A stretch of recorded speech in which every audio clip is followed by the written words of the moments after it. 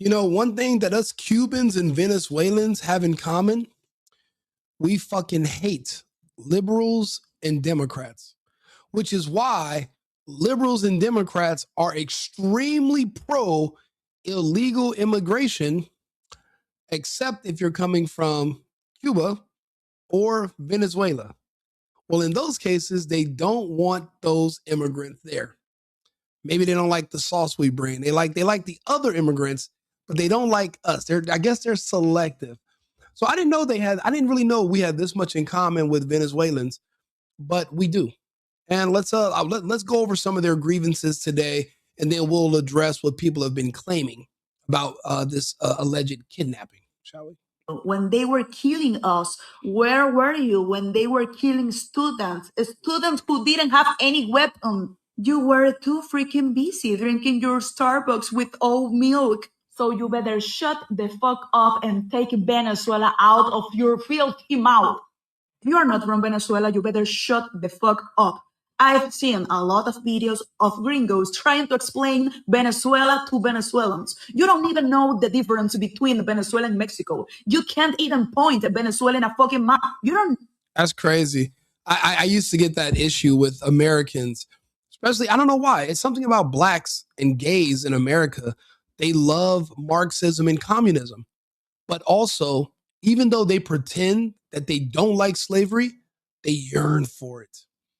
They want to go back. They loved the concept of living on a plantation. You don't got to pay rent. So that means you don't have to be a squatter. Your food is free. So you don't need EBT. And you don't really have to steal anything because the owner of the plantation would give you free clothing. You would be surprised how many people have literally wasted a vote on Kamala Harris and other Democrats, hoping to get back to a communist, Marxist, socialist utopia that just have never worked anywhere else. And then they say, oh, well, we never tried it the right way. They've tried it every way. It doesn't work. But the beautiful thing about the world is that you have the option to go there, go live in a socialist, communist country. The United States is a capitalist country. Actually, we're a republic. If you want to live under a democracy in a socialist communist, you have options. We're just not going to do it here. People don't understand what it's like to live in one of these countries. I know because my family fled. And I was taught to understand exactly why and the true history of it. The same issues you're seeing here in the United States, where there are certain communities of people that just go around the country and on television, just sowing discontent, telling you that you should hate your country, hate your flag, hate your Pledge of Allegiance, hate your president. Those are the same people that want this country to be Venezuela. That California is the closest thing we have to a Venezuela. It's a dictatorship. They're moving. All the people with money are being forced out of the state. No one can stay with any money. No one worth over $200,000 is going to be able to stay in California. They're removing cars. They don't want you to drive. They want you to be stuck on a big, large plantation. And to keep the benefits like the free food and your free housing and all your free shit, you're going to have to keep the ruling class of Democrats in power. And then you have a permanent Democrat supermajority indefinitely.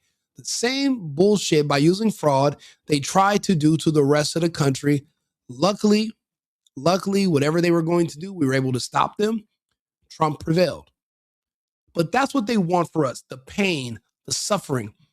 I try to tell people, soon as California started going communist, I evacuated. I'm a refugee in Texas now. I remember when they were telling people to stay home, not for a week, stay home for years. I remember when they turned off paying rent, not for weeks. We didn't have to pay rent for years. Same as in Cuba, because we don't have money.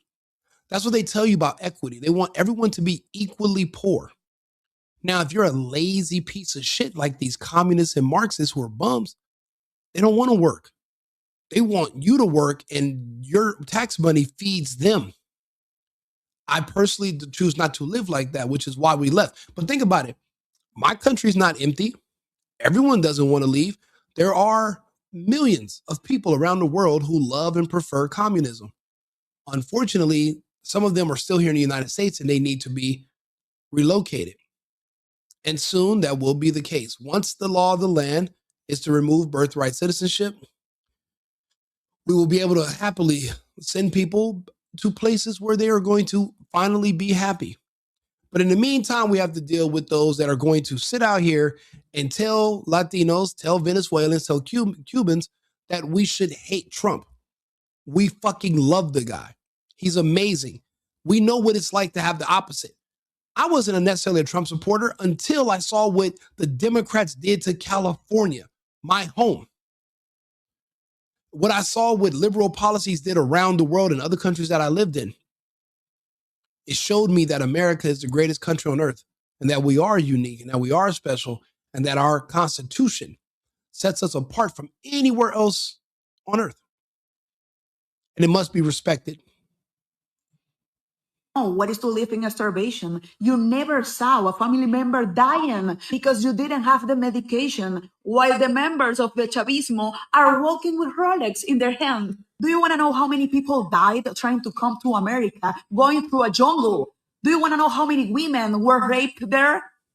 We are 8 millions of Venezuelans who have left Venezuela.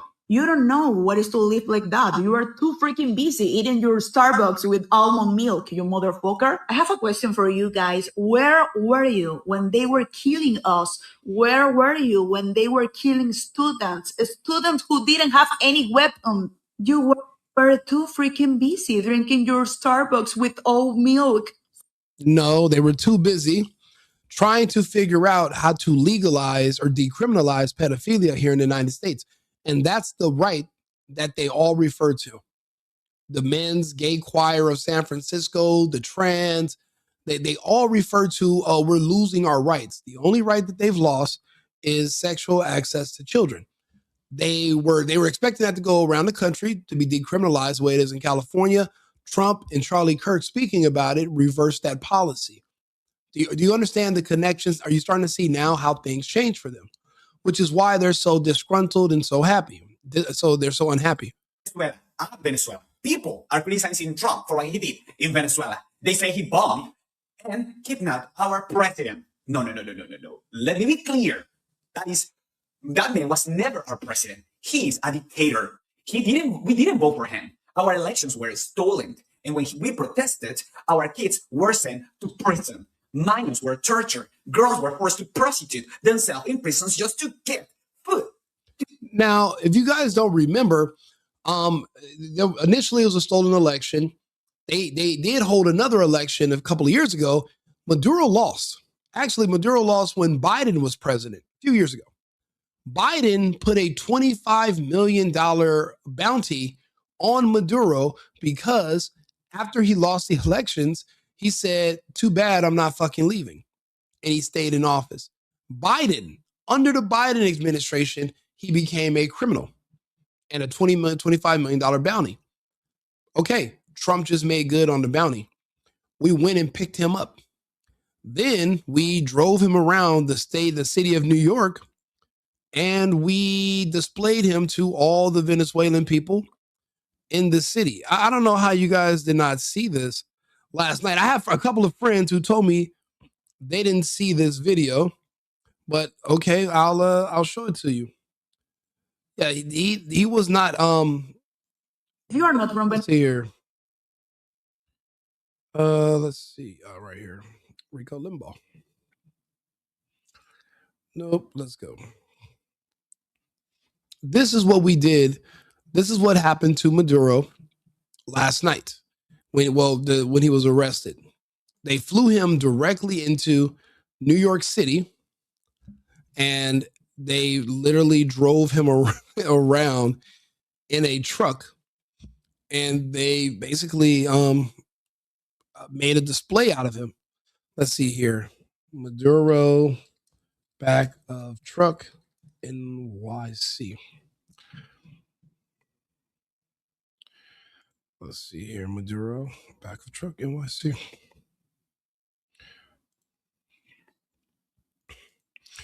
the hell? What's up with men? I don't know. I wanted to ask you, men don't come up and ask or talk to you anymore. There was this cute guy. He went. Okay, top. I'm already logged into my account. Why is this a problem?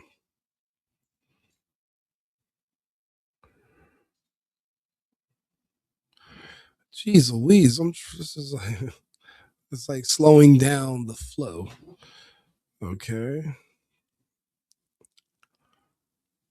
Logged in, okay. Maduro in the back of a truck. Right here.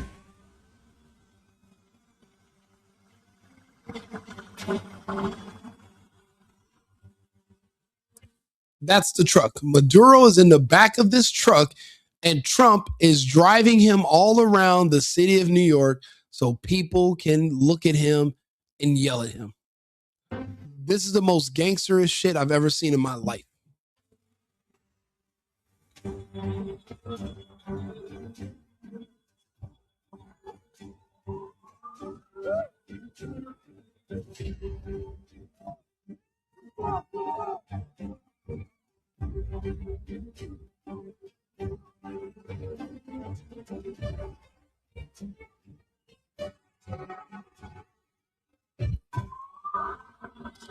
Literally, he's driving Maduro around the city of New York to show off that we have their leader, their dictator, and we're letting Venezuelan people yell at him. And they're doing it. That's what we've done to their so-called leader. He wasn't kidnapped. He was removed. He refused to step down from office. He was a communist dictator that was literally open to selling ports in our hemisphere to Iran, Russia, and China. And our hemisphere is for the Americans. There's not going to be any other influence in our part of in our backyard. We're just not going to have it. Which is why, unfortunately, we're going to also have to bring to heel Shine Bomb in Mexico and the little Colombian guy, because he's talking a little spicy. You know, we don't really play those games very well. You know, you got to think about it. Venezuela is a way wealthier country. Actually, Venezuela was the wealthiest country in South America until the people were tricked into voting into communism. Same thing that happened in Cuba. The darker population is envious of the fair-skinned population, but they outnumber them also. And when you appeal to the dark people and you tell them the cure to racism is communism. So vote for us, vote for communism, and we're going to make everyone equally poor. That way you're not just dark and poor, we'll make everybody poor. The dark people love it. The fair-skinned people flee. Why do you think everyone who lives in Miami that's Cuban looks like my mom, but then everybody else that lives in actual Cuba is darker than me? It looks like me. There is a reason for that. You're going to see that in other parts of Latin America as well. It's something about certain people. They sow discontent. They want slavery. They're begging for it. And then a lot of us don't want it. We reject it. We believe in free. We actually believe in freedom. Freedom of self-determination, free to work as much as I want. Not free to let the government take care of me or take care of my kids or feed me or save me. You guys want to be saved by the government. We want the government to get out of our way. We're different types of Americans. And we're not going to be able to coexist for much longer. You guys want to go, you guys want Maduro in Venezuela, but you won't relocate there. Don't worry. We have an answer for that. Get a piece of bread. And where were you then? Where were all of you, liberals? Where were all of you? Where were all of you? You said nothing. You did nothing. But now you suddenly care about international law? I mean, now you all talk about human rights? Maduro didn't lead Venezuela. He kidnapped an entire country. So, no. It's not possible for Trump to steal an election. That doesn't even make sense. It doesn't make sense. And the evidence isn't there. Now, if you have that type of evidence, why haven't you called the police department and filed charges? I'm not the place where we're not going to hold court here.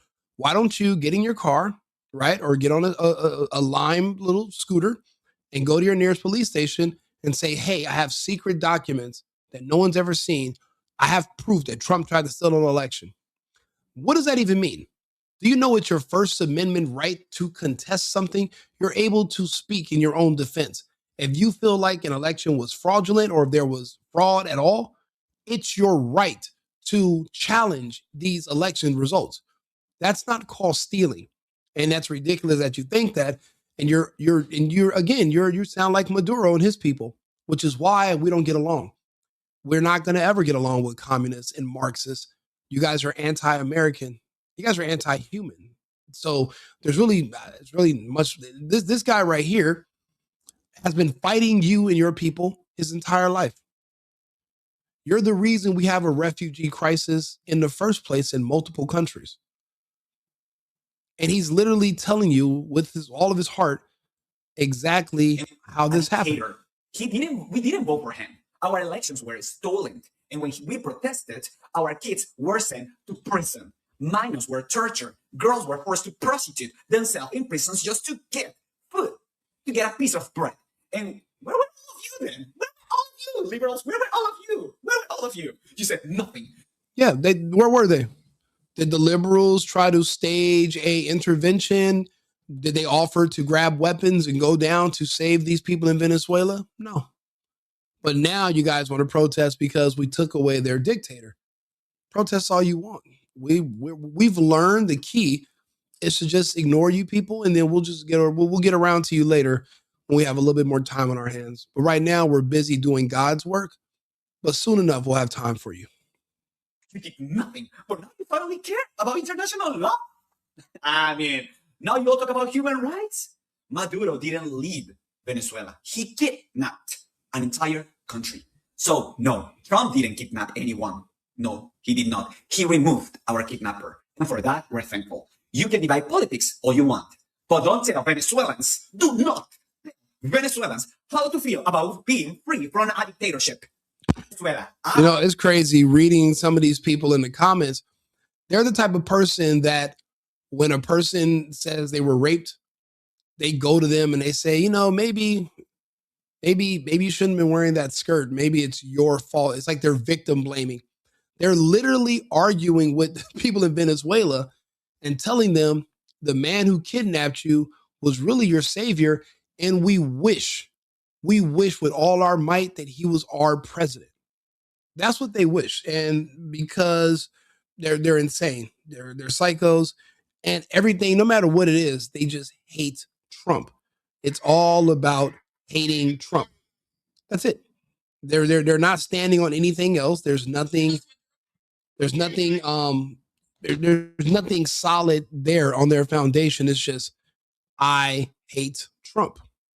Talking about Venezuela, and you have never been in Venezuela. You have no idea what's going on. I've only been to Venezuela once. I went to Caracas. I have my ex-girlfriend's from there.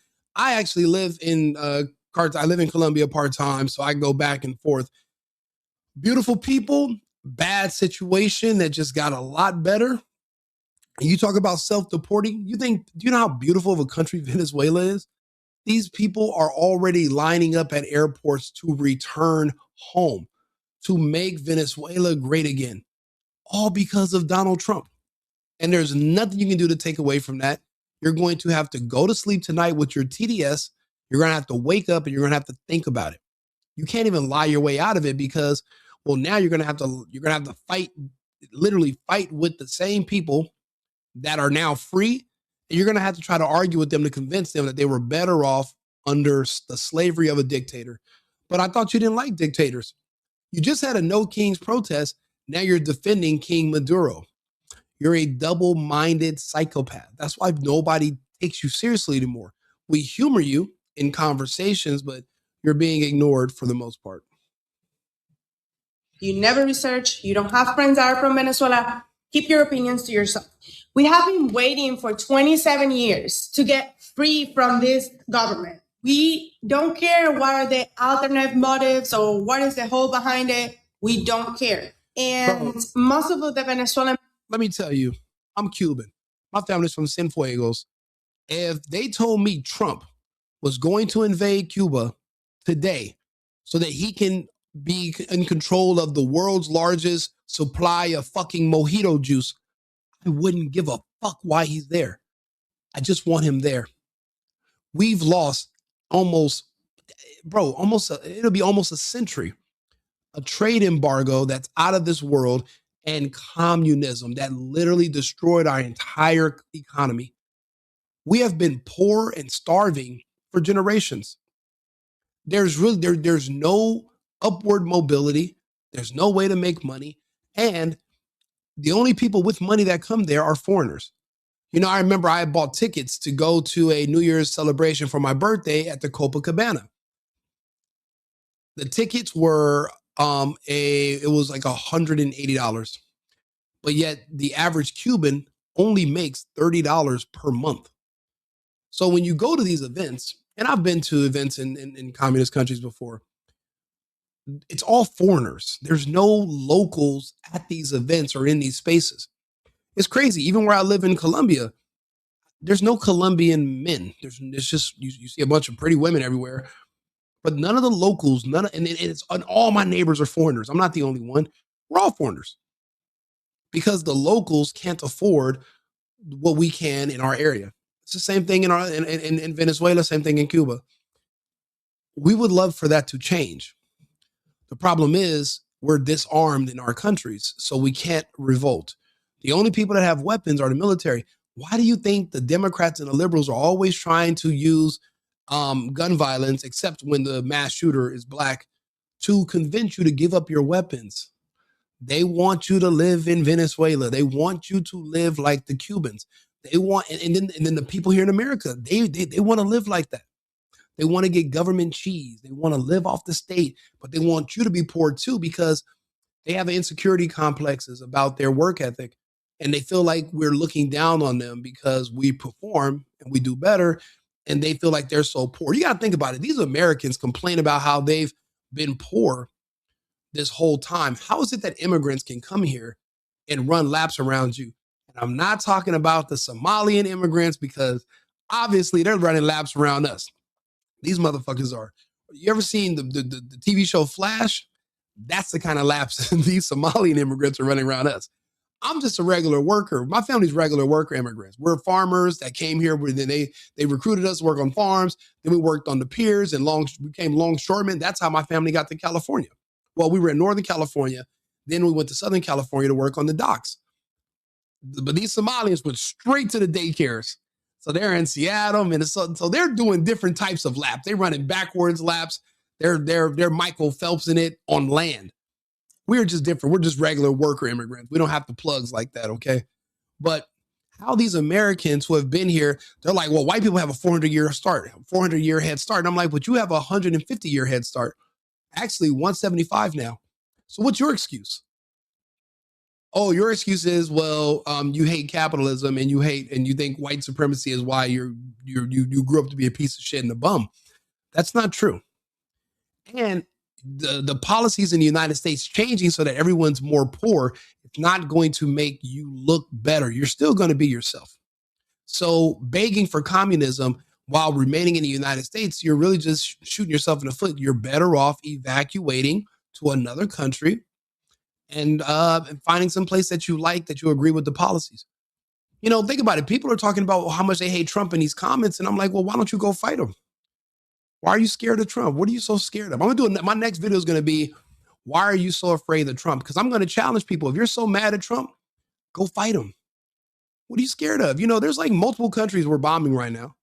You can fly to these countries and then take a shuttle to where we're bombing and they'll arm you. You can just fight Trump. What are you doing over here crying? Go fight him. Go get it up. Turn up. Don't let us stop you. But we're going to celebrate Trump. I like what he's doing. I like his results.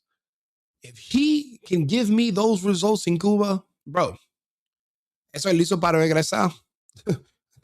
Pronto, hey, bro, ya me voy. Think about how much my American dollar is going to be worth there. And I'm not going to be arrested if I'm speaking to the locals because they would think you're contaminating them with your capitalist propaganda.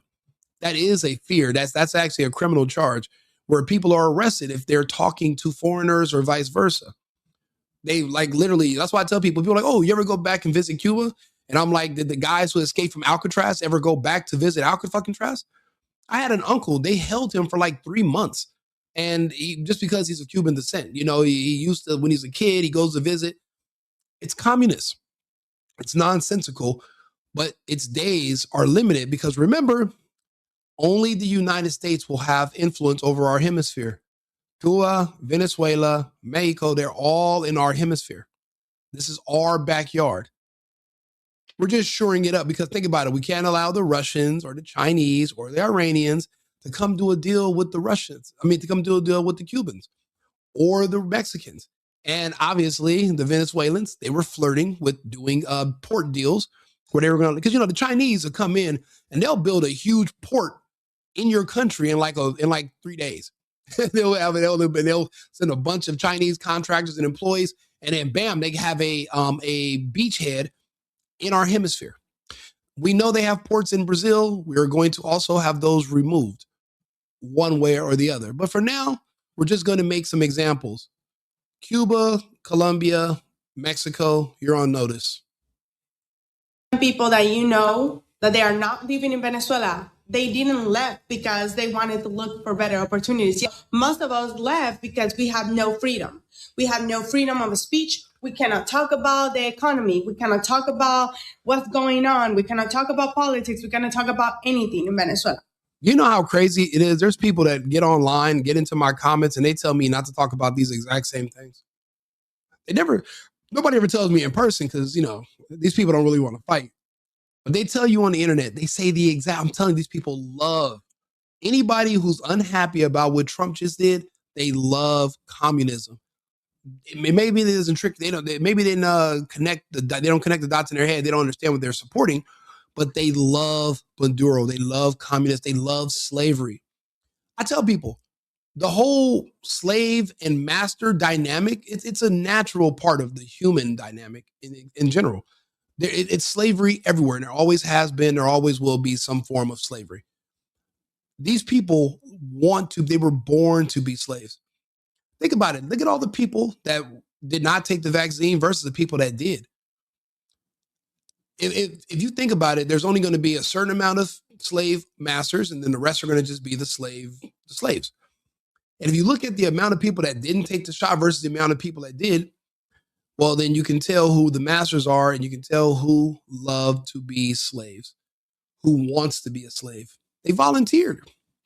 The same thing. You can just apply. I'm telling you, there's nothing new under the sun. People are following the same patterns, just in about different topics, but it's all the same, which is insane. So for the people that say that communism and socialism is the way, well, you need to live in one of those countries first. Notice how she sounds just like me. Literally, I preach the same shit every day, every episode. Oh, and if you like what I'm preaching and you like my opinions, hit the follow the channel, subscribe, like the video.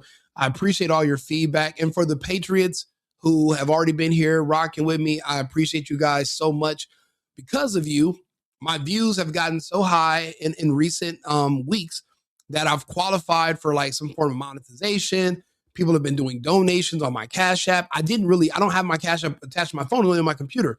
So I thought I wasn't getting any. I do a refreshing and there's like 30 different ones. And I'm like, holy shit.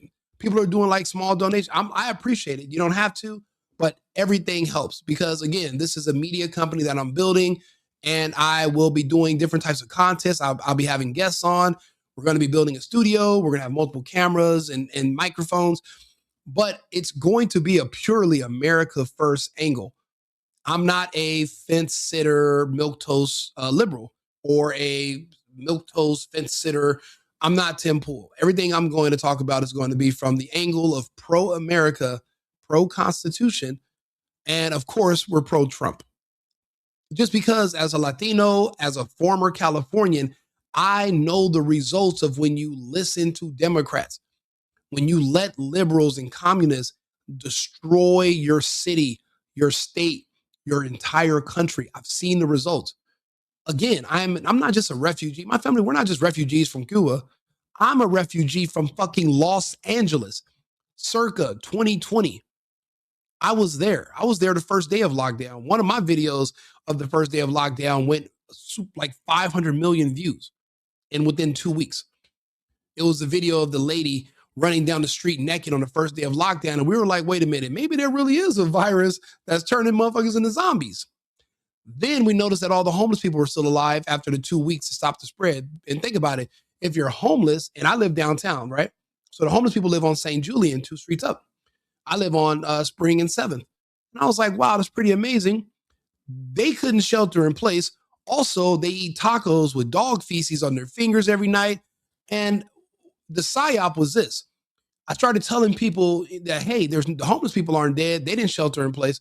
Obviously, I didn't either. I was just hanging out. But I was like, well, the homeless people aren't dead. So then who's dying? The psyop was people were trying to convince me, well, Rico, obviously, homeless people are just going to be healthier than people that live indoors. And I was like, you guys are sick. You guys have lost the plot. And then all of a sudden, the prison down the street started like just pumping out people, men that were giving shorter prison sentences if they take hormones to become women. They started flooding downtown LA. And I'm like, what the hell's going on? And then crackheads are walking around with masks on. And I'm like, since when do you guys care about health? Anyway, I watched the police disappear. No more law enforcement. But the only thing is, this is why everybody was compliant. You didn't have to pay bills. You didn't have to pay rent. So even though your entire city's falling apart, people are getting robbed and killed, there's crime everywhere, it's not safe for kids. Most people, a lot of people, mainly the same people that helped turn over Cuba to the communists, the darker people, they loved it because they didn't have to pay bills. They don't want to be responsible. They don't want freedom. They want slavery. So that's akin to slavery. If somebody says, hey, Rico, you can come here. You got to do what I tell you, but you don't got to pay bills or anything. Just do whatever I tell you. That's slavery to me. Now, for a lot of people, they would love to live like that. All I got to do is what you tell me. That's cool. I'm not one of them. I'm Cuban. I prefer to work as hard or as much as I want to determine my outcome. Me doing these videos is one thing. I have a tech company that's my day job. I have a new one that's opening. I have a store. I have all these different projects that I'm working on. Plus, my rentals, my real estate. I have all these different things. I'm trying to work as much as possible. Then I still have to go out and party. So I'm busy. But when somebody tells me you don't have to do anything, just lay around like some kind of fucking walrus, and I'll just take care of everything for you. That's slavery to me. What, because I'm not in the field picking some kind of vegetable or some kind of cotton or something? That's not slavery? No, that's still slavery. Another person supporting me and my family, taking care of me and my kids, another man telling me what to do, that is slavery. I opt out of it. Latinos are opting out of it. We don't want any part of it. It's these Americans, these liberal Americans, these black and white Americans that are begging for slavery. They don't want to work. They don't want to pay bills. They don't want to be Americans. I keep telling them there's other countries that will literally let you live for free. Look at the UK. They have a housing council. They'll just give you free housing and they'll subsidize it. I believe Canada will too. If you say you're an immigrant. There's other places you can go. You don't have to live in the United States where you're just completely unhappy. You might want to consider it. You need to live in a country like Venezuela or like Cuba where you... No, I like cotton too. And I'll be honest, picking cotton would mean that you're gainfully employed. I don't understand why people are so ashamed to even say they would pick cotton. I mean, that means you're literally gainfully employed. You have a job, which is better than being an unemployed slave. If you're living off the state the way Martin Luther King intended you to, you're state dependent, you're depending on the state to solve your problems, you are a slave. Martin Luther King walked his people back into slavery. Why do you think it's only his people that are saying they want all this free money and they don't want to work and this? It's only them. Martin Luther King walked them into it. There is no MLK from Cuba that's like, hey, the Americans owe you guys money, reparations for this and that. And from 1,000 years ago, we used to live here. They kicked us off to Cuba and they make up these stories. No, there is no MLK telling us to stop working and to depend on the state. But unfortunately, their group does. So there's a lot of problems throughout the country with one particular group. We see it. And that one particular group is heavily influenced by the gay white liberals. They have a leader, a former leader that passed away as well, Malcolm X, tried to warn them about the white gay liberal. And they don't take warnings. They don't listen. So now we have this huge problem in the United States. But the good thing is us Latinos are here to inform you about reality. We'll fight with you. The conservative straight white people, they're like pacifists nowadays. They're not willing to get out there. They go to these protests and confront these people and check them about the nonsense they're spewing. We'll go do it for you. Matter of fact, there's a video. I was going to wait to play it, but because I like what she's saying, but this is a video right here of a guy. He went to a protest today just to confront these people. Venezuelan guy. Venezuela. People. How are you guys? Where are you from, guys? No? Hi, guys. Where are you? No more war. Where are you from? Here? And where are you protesting right now? Today. No more wars in Venezuela. No more wars in Venezuela. And you know about the situation in Venezuela? What do you know about the situation in Venezuela? No, the truth of the matter is this. According to our calculations, Africa owes reparations. See, Africa is the one who sold us the defective product, and then they sent it over here. But remember, Africa is the one who packaged up the product, went and picked the products out of the jungle, put them in chains, put them on the coast, sold them. The purchaser is not the person responsible. The seller is. And they literally sold us a defective product that does not work very well.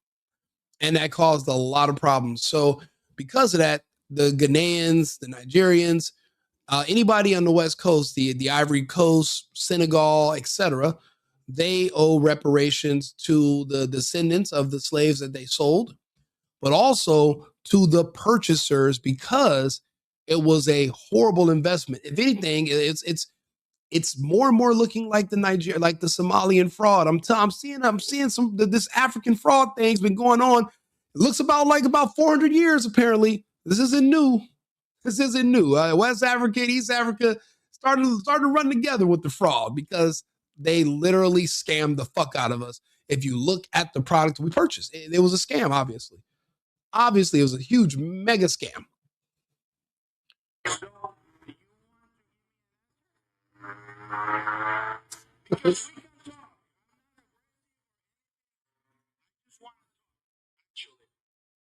So we have here a group of people that they are protesting because no, those kings in Africa were not under coercion.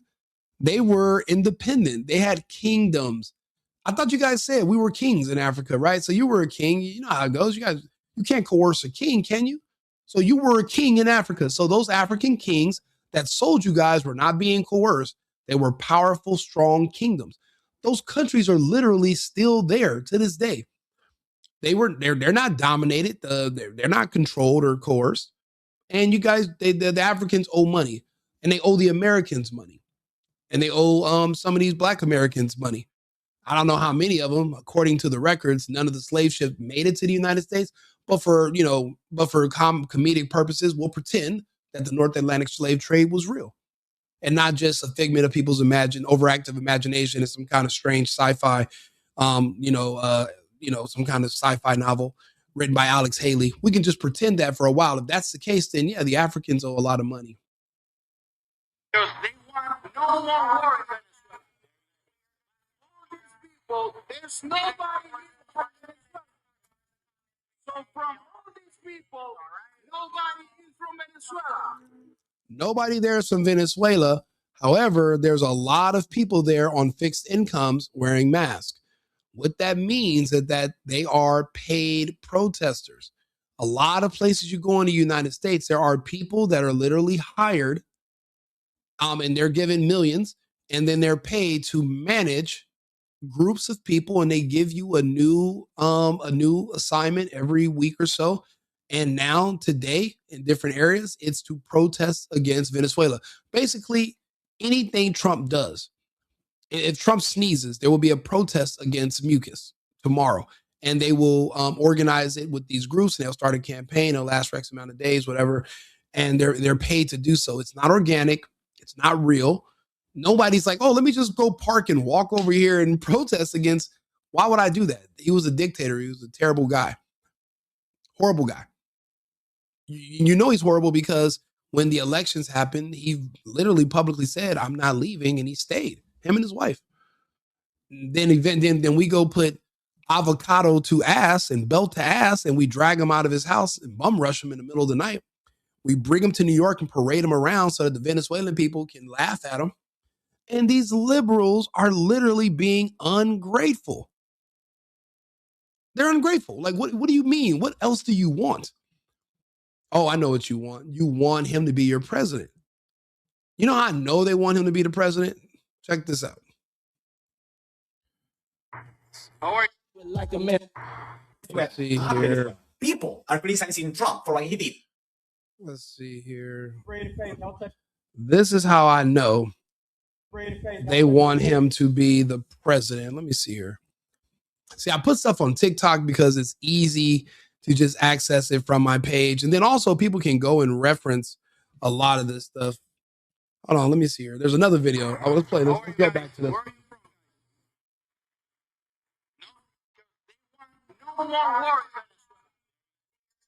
All these people, there's nobody. So from all these people, nobody is from Venezuela. This is people from the United States. This is people from other places. But there's no people from Venezuela. And actually, I'm from Venezuela. Andrés Bermúdez Portillo from Maracaibo, Venezuela.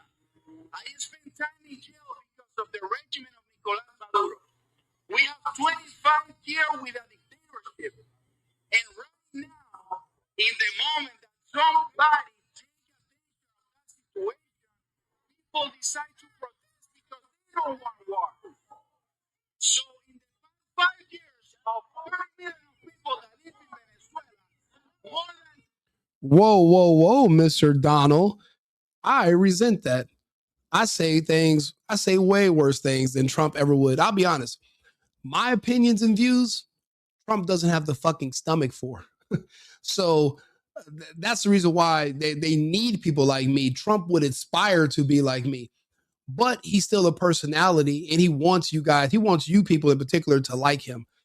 I don't give a fuck. I don't like you people. I don't expect you to like me. There's nothing for you to like about me. I'm from a communist country.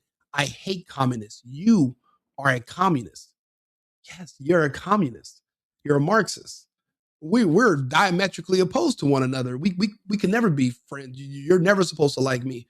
Trump, however, will try to find a loophole for maybe the commies would like me one day if I throw them some carrots and I throw them some bird food. And bro, I'm not Trump, and I'm not ever going to pretend to be Trump. I like the stuff he's doing, but I believe he should be doing way more ass kicking than kissing. But the good thing is, at least he's not offering you people a platinum plan anymore and an ice cube and trying to give you money. That's all off the table because you guys stabbed him in the back. You're untrustworthy. So that's why I love that about Trump now, too. He's not offering you anything. I remember he was pandering back in 2020. It was like, oh, man, let me give you this for your community. Now he ain't said shit about that community at all. Just like Biden and Harris, except at least he didn't try to euthanize them with that injection that he forced upon them. But I digress.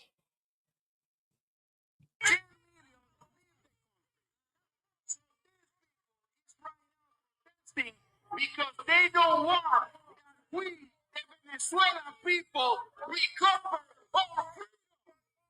So these people don't want Venezuela to be free.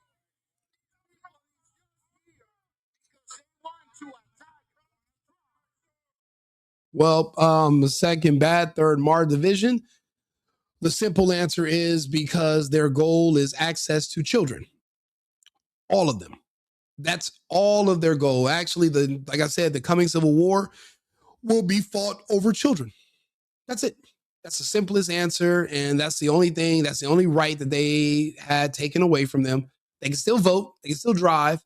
They can still go into a McDonald's. They can still go to grocery stores and malls, and they can sleep and they can wake up. There's no other laws. There's no other rights that they feel that they deserve that have been removed from them besides unfettered sexual access to children that will be ignored and not criminalized, because under Joe Biden, it was decriminalized. They were not enforcing the laws because what they would say is that, well, the waters are too muddy and none of these and for the most part, the Soros appointed prosecutors would never prosecute those types of crimes because the people they would be prosecuting are their voter base.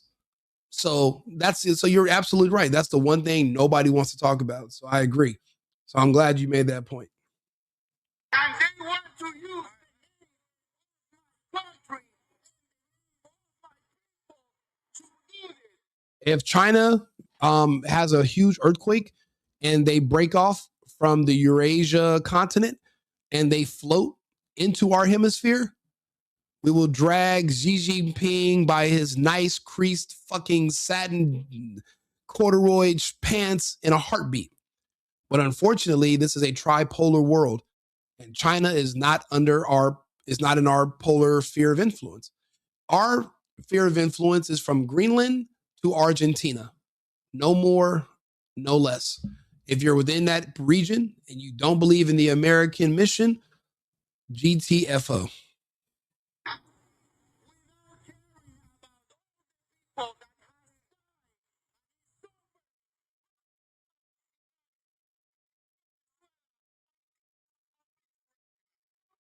Like a mess. So let's see here. Like a mess. Right here. Knew you was the one. That's why I chose you. Let's see here. Where is this? There's one other video where I want to show you that these people really did want Maduro to be president. Oh, here we go. Nicolás Maduro out here who's going to bring us to revolution. I will support that movement. I would rather have a bus driver in charge than a billionaire, okay? Let's put it that way. Nicolás Maduro could come and be our president? Oh, any day. Any day. Look, he said all the check marks are there. He's not white. Okay, he's a minority. Any day. Look, he said all the check marks are there. He's not white. Okay, he's a minority. Okay. He looks a little too much like Saddam Hussein, though. Nicolás Maduro out here who's going to bring us to revolution. I will support that movement. I would rather have a bus. She said, if you're going to bring us Maduro, we'll take him all day if he supports a revolution. What and then what? what would that solve for you? You can literally revolt right now by dropping your American citizenship and moving to another country. That's how you really revolt. You don't have to die. You don't have to go to prison like the Panthers did years ago. You could just leave, which would make more sense. But what they're saying is that they don't, as long as he's a white person and he's straight and he's male, then he can't be the president. They want a foreigner, person of color. They want their multicultural democracy. They don't want to live under a constitutional republic, which is why it's like we have two different countries occupying the same space. And we can't do that. We are one nation under God. If that is not what you believe, you're in the wrong place, which is why we have no choice but to remove your birthright citizenship. You're no longer welcome. Then you'll be banned from coming back to this country. And you can go turn wherever you're sent to into your great communist utopia. You're going to have that right soon. Bus driver in charge than a billionaire, okay? Let's put it that way. Nicolás Maduro could come and be our president? Oh, any day. Any day. Look, he said all the check marks are there. He's not white. Okay, he's a minority. Okay. He looks a little too much like Saddam Hussein. Which is crazy to say because in Maduro's home country, he's the majority. He's not a minority. Like, what are these people? These people are clinically insane. Let's listen to what the girl says in the beginning one more time. Nicolás Maduro out here who's going to bring us to revolution. I will support that movement. That's why her birthright citizenship must be removed and she can be sent to a communist country somewhere in Africa.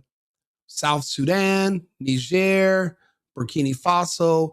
She has options. Now, she will learn. She will not be allowed to be a feminist, and she will not be able to speak English as her primary language. But she will be happy.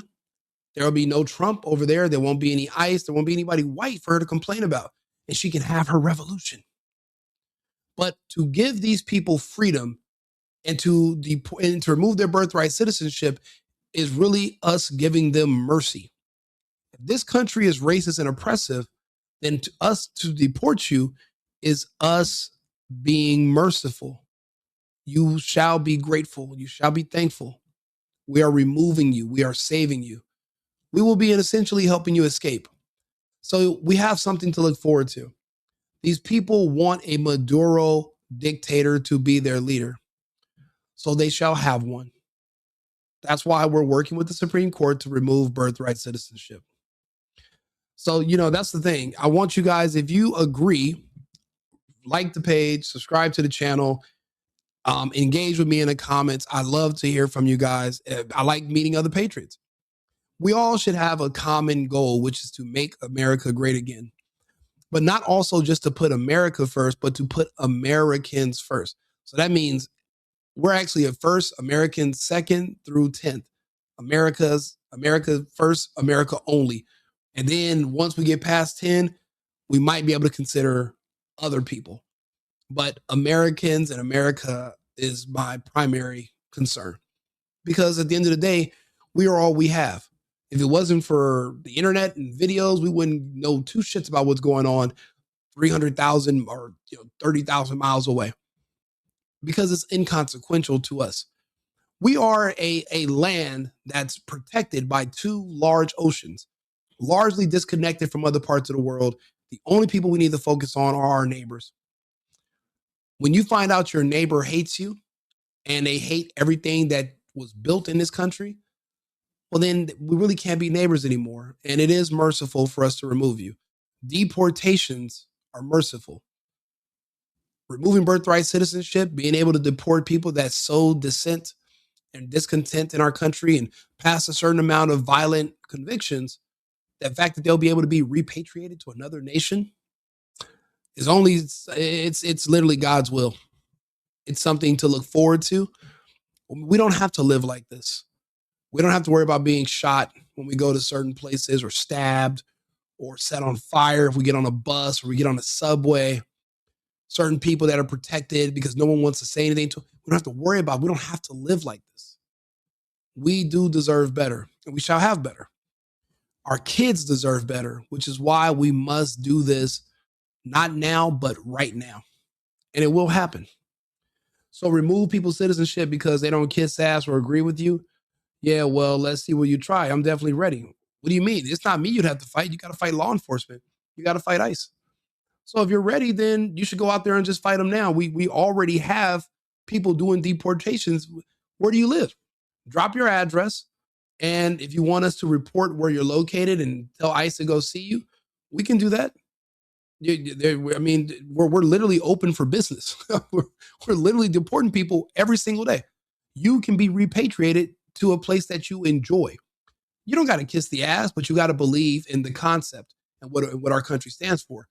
And if you don't believe in the Constitution and you have these thoughts like you want a Maduro to be a president, you're a liberal, you agree with empowering dictators, well, then you're not welcome.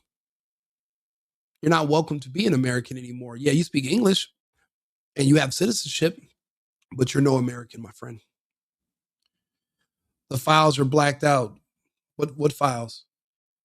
Alligator Alcatraz is due process. Alligator Alcatraz is too much process.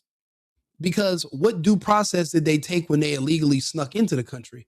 That's the exact amount that is deserved when we put them out. The fact that you're even under arrest and you're not immediately deleted and executed on the side of the road, that's due process. The fact that we waste city and state resources and federal resources to detain you in a holding facility where we do provide food, that is all the due process. And we're flying you home for free. I can't even fly to some of these countries. I can't fly to any of these countries for free. I hope I get deported to one of these Latin countries with all these goddamn beautiful women. And then I can just, when I get there and I'm ready to come home, I just cough up this passport. And they're like, oh, but if I can just get that ticket there comped, then I'm good with that. So I can just show up and they no inglés. Spanish is my first language. I no inglés for me. Oh, wait. And then they give me a free flight, bro. I get there, get lunch, everything's cheap, bro. I just paying for these flights sometimes. It's just, that's the only caveat. But if I can just then I can just pay for my ticket back. So I'm halfway there. That's 50% discount. You can't really beat that. So yeah, I wouldn't mind at all. I agree. They shouldn't be voting. Who says he's a dictator? Everyone. He's literally a dictator. No one has to say he's a dictator. He did not step down when he was voted out of power. That equates to him being a dictator. Republican Sheriff Chao Bianco is leading for governor polls in California. I hope so. And I hope eventually somebody finds a way that piece of shit Democrat that was having sex with the Chinese spy, Eric Swalwell, whatever his name is. He thinks he's going to win the governorship of California. And did you hear what he said he's going to do? He wants to arrest federal employees for kidnapping. Okay, so now if you can do that, then you can arrest police officers for arresting people, and you can call being arrested for committing a crime kidnapping. These people they don't want law and order. They want chaos. They want these cities to burn. They want you to be robbed and killed. They don't want order. They don't want peace. And again, a lot of them, like Swalwell, they never took a wife. They never had children. They're not a part of the future. They have nothing invested in it. They're only worried about themselves and the here and the now and their own self-interest, but also they're worried about their own bottom line for their own temporary short-term gratification for the rest of their life, however short or long that may be. Depending on if he took the vax or not, we're not predicting too long. Not anymore. New Orleans see 4 men in police leaving for Texas, as they should. That's why I love Texas, and I'm actually I'll be going back in about a week. That's probably one of the safest places to be in the country besides Tennessee or Florida. All dudes pay for sex, my friend. It's called being a husband.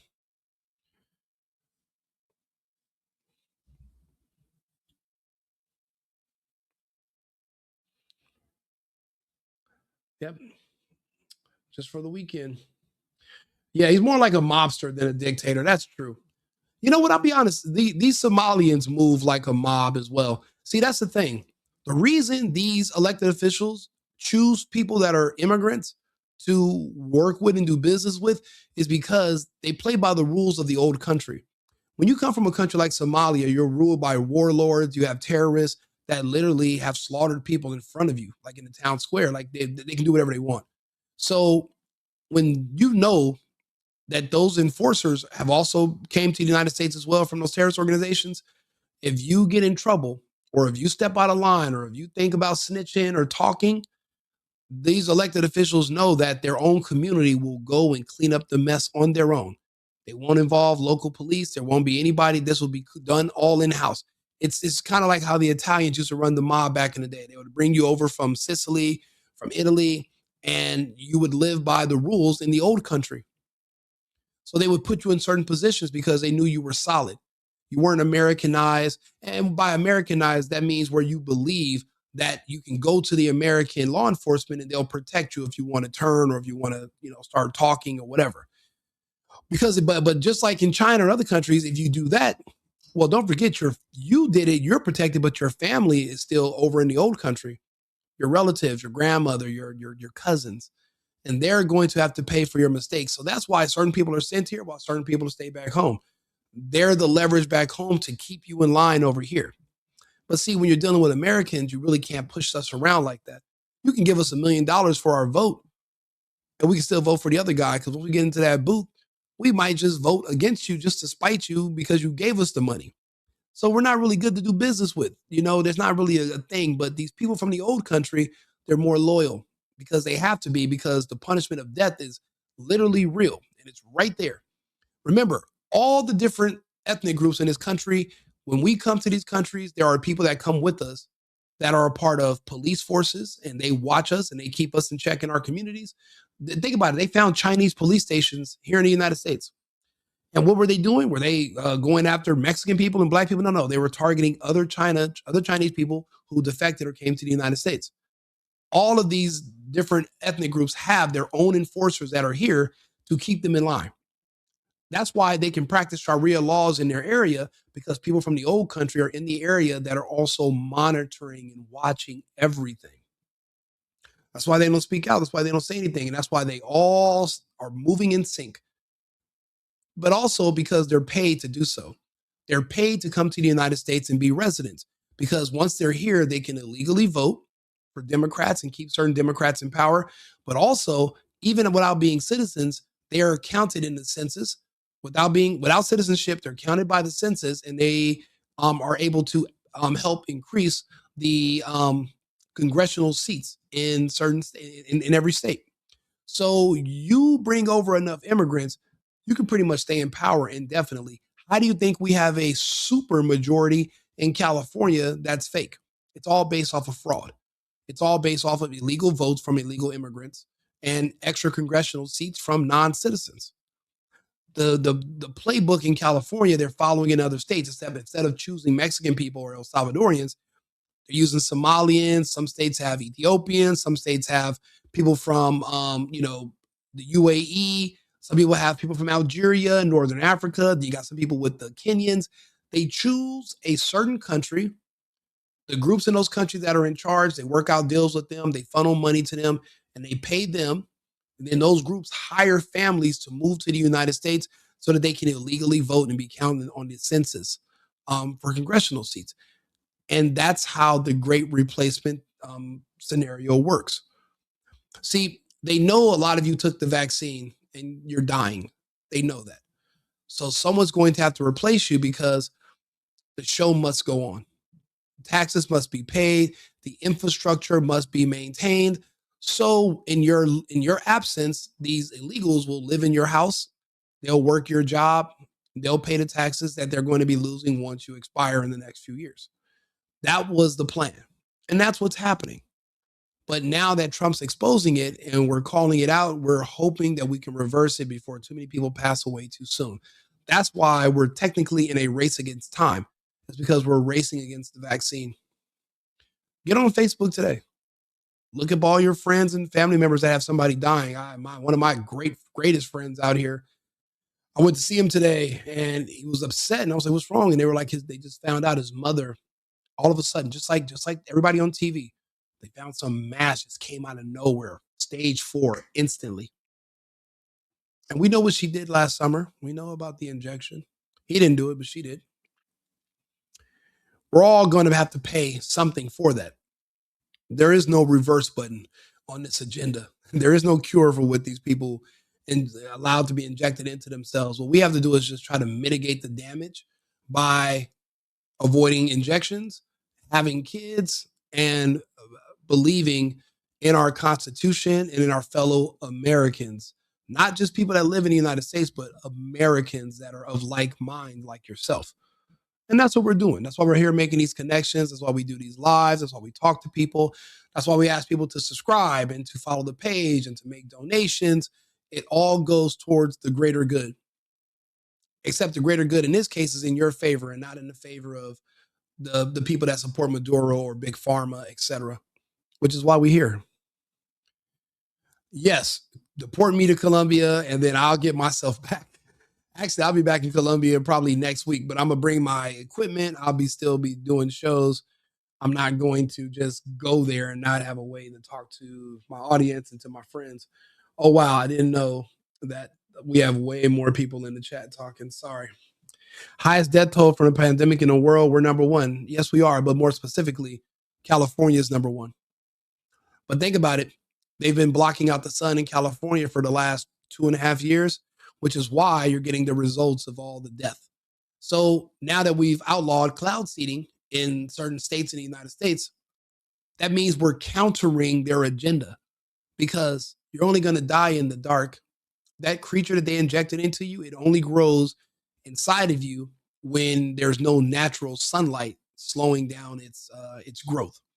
Natural sunlight slows the growth of this thing, but LED lights and taking testosterone injections called boosters, it increases the growth rate of this thing. That's what they're pulling out of people. They're pulling a creature out that's clogging all your arteries and damaging your heart. There's something that's growing inside you that's not supposed to be there. It's foreign. So now if you're wondering, well, the spike protein, yeah, you're better off just understanding there's something growing inside you that they found. He got a red accent. I guess I do. Where's my Doge check? You're not American. You don't get anything. You get nothing. No chips, no salsa, no rice, no nothing. Let's see here. I didn't take the death poll. Good for you, Bob. That means you and I will be having these conversations for years to come. We're Americans. We're patriots. So we're all we have. So make sure you subscribe because think about it. This is not what I normally do. I go out and drink, I party, I date, I do all this other stuff, right? I had to literally carve out a huge section of my life because I knew that if my calculations are correct, there was going to be a huge die-off. And if you turn on your news, turn on the TV, turn on your Facebook right now, you'll see tens of thousands of people just dying suddenly everywhere. And it's not just the blacks only anymore. It's everybody's dying. And that means, and you got to think about it, when you're 60% of the population, you can withstand losing 20 or 30%. But not when you're only 13%. That means your numbers, that means you're in an extinction level event without anybody even advertising it. So there's a big difference when it comes to that. However, I'm a stenographer, so I will be able to keep track of everything that's been happening and repeat it back to you in detail and tell you exactly how we got to where we are and from where. The actual details of how we got there. I keep track of it. That's why I do these episodes. This is not necessarily for you guys in the chat today. This is for historical records. This is so that we can come and look back on this conversation so we can see how we got to where we're going. Remember, I've been keeping track of this in detail from day one, March 15th of 2020. And it's my job to make sure you guys never forget. You know, I was in California a couple months ago and my friends were like, you want to go out to a club? And I was like, what are you guys celebrating? You just reopened about a year ago. And it's like when I'm out and I see people in California, they're like, yeah. And they have like that look on their face, like they're smiling, but they're like, and you're like, why are you making that face? And it's like everyone has that same look on their face. It's like they're trying to pretend that they're having a good time. It's like when you're trying to pretend like you're happy, like you get in trouble with your parents and your parents like, you better fucking smile. And you're like, because there's no way that you were just locked in your home and pretended that you were going to die from an imaginary virus that had a 99.999 recovery rate that didn't kill homeless people. You had to trick yourself into believing that for years. There's no way you're not mentally damaged from this. That's impossible. So they're not happy. They're trying to fake the funk. And that's why I just can't even, there's no way to really go to California and enjoy it.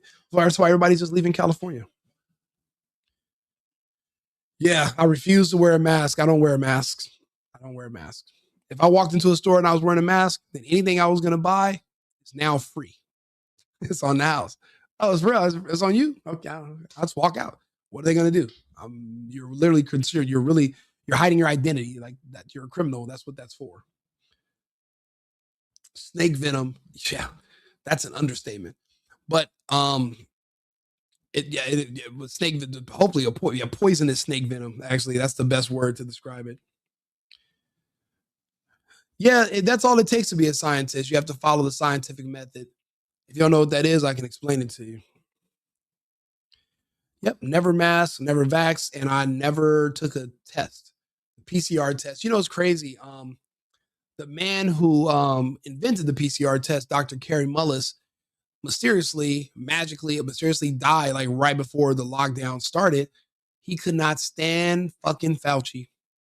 And he was like, Fauci will literally try to use my PCR test and use electron microscopy to say that they can zoom in on something and say that this is what's making you sick. But that's not what electron microscopy does. It doesn't tell you if you're sick from something or something is making you sick. It's just a magnifying glass. And he was like, one day Fauci and his friends are going to use this to fool the entire world. Dr. Carrie Mullis literally went in on Fauci. I don't know if you guys remember that, but actually, well, if you don't, how about I take you down memory lane? Let's see if we can find Dr. Carrie Mullis. Let's see if he's on TikTok, shall we? Ah, he is. Let's go. What is it about humanity that wants to go to all the details and stuff and listen? You know, these guys like Fauci get up there and start talking. You know, he doesn't know anything really about anything, and I'd say that to his face. Nothing. The man thinks you can take a blood sample and stick it in an electron microscope, and if it's got a virus in there, you'll know it. He doesn't understand electron microscopy, and he doesn't understand medicine. And he should not be in a position like he's in. Most of those guys up there on the top are just total administrative people, and they don't know anything about what's going on the bottom. You know, those guys have got an agenda. Now, this guy is one of Fauci's peers, and this is what he was saying about him shortly before he mysteriously died. I knew this information before the PCR test even came out. I knew this information before the injections came out. I literally tried my best to save as many people as I could from those shots, but I was nuked from orbit. I was banned from everything. I still haven't got my Facebook account back. 13 years of family pictures and posts and friends nuked. Instagram nuked. My old YouTube page, millions of views, nuked. And I tried my best. You know, I had to get on Clubhouse to talk to people, and I had to have these conversations in person. People would invite me to events to talk, so I would do like public speaking, etc. It was very rare that it divulged into an argument. There were some guys that would talk crazy on the internet, and then in real life, when I meet them, and we're like face to face or face to my chest or whatever, they were sweet as pie. They want to hug me. They want to talk to me. They want to offer me food. But on the internet, so that's why you got to have these conversations in person anyway, most of the time, to be honest. Which is not what we would like them to have, being that we pay for them to take care of our health in some way. They've got a personal kind of agenda. They make up their own rules as they go. They change them when they want to. And they smugly, like Tony Fauci, does not mind going on television in front of the people that pay his salary and lie directly into the camera. No, the Liver King is a fraud. He's more so like a liberal. You guys say one thing, do another. He was pretending that he was like natural and he just eats livers, and it turns out he's fucking juicing. I'm talking like one of those juicers you get from the store. You put the lemons in there and it's just juiced, just completely injected and juiced to hell. No, that guy's a fraud. You can't expect the sheep to really respect the best and the brightest. They don't know the difference, really. I mean, I like humans. Don't get me wrong, but basically, it's so sad, Eric Klein, that you literally still believe masks saved you from the air. Did you ever read the box that these masks come in? That's not what they're for, you moron. And the sides of them are open. The best mask that could have maybe proved your point is if you were wearing some kind of fucking scuba gear. Anything less than that, you're just a drooling troll that eats his own, like, I don't know, excrement or something, because why else would you be so dim and dumb that you don't understand that you were never even wearing a mask? You were wearing a diaper on your face. That means you're essentially you're drinking your own urine, because when you exhale, that's the waste that's coming out of your body, and you're supposed to inhale fresh air. You're exhaling your exhaust, and you're literally breathing in your own exhaust. You're breathing in your own waste. You're drinking your own urine when you're wearing a mask. What about that do you not understand, Klein? Am I the first one to tell you this, or did you never think about it? But then again, if you're a liberal, you're not allowed to think, because then if you start to think too much, you'll end up being a right-wing Trump supporter conservative. So you have to stay dumb. But you're not going to be able to influence anybody over here. We're not as weak as you mentally. So, I mean, even though you're barking under the wrong tree, I do appreciate you still being under the tree With us, none. Because maybe while trying to fact check me and prove me wrong, you'll do it in front of other people and they'll learn something. Even if you don't get it, they will. It by maybe just by just being in your sphere of influence. So that's the best we can hope for, right? The vast majority of them do not. Doctors wear masks so that when they're doing surgery on you, if they're chewing gum, it doesn't fall into an open orifice, which has happened. And there's been lawsuits because a doctor had something fall out of his mouth, or he coughed into a wound, or he spit or something, and the person developed an infection, or they closed you up, but a piece of gum fell out of his mouth and he didn't realize it, and it was inside your body. So what they do is they wear a mask to catch anything that's going to accidentally fall out of their mouth. It's not to protect them from hazardous air. You're an idiot.